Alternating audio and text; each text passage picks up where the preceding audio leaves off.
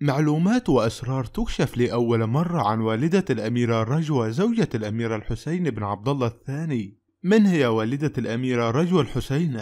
هي عزة بنت نايف بن عبد العزيز بن أحمد السديري، والدة زوجة ولي العهد الأردني الأمير الحسين بن عبد الله الثاني وحفيدة عبد العزيز بن أحمد السديري الذي له جهود كبيرة في تاريخ تأسيس السعودية. ولدت عزة في الرياض وزوجها هو خالد بن مساعد آل سيف، ولها 4 من الأبناء هم فيصل ودانا ونايف، وأصغرهما سنا هي رجوة. تنتمي لعائلة السديري وهي عائلة والدة خادم الحرمين الشريفين الملك سلمان بن عبد العزيز.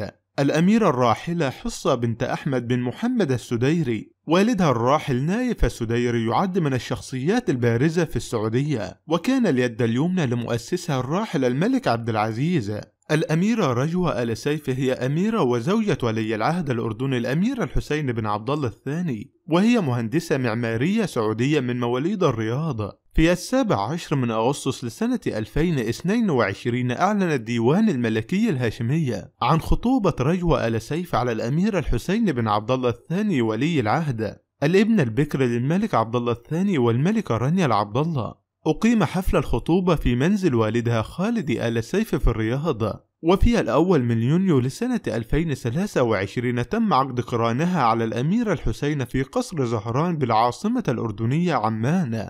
بعد عقد القران على الأمير الحسين صدرت الإرادة الملكية السامية بمنح رجوة بنت خالد آل سيف لقب صاحبة السمو الملكي الأميرة رجوة الحسين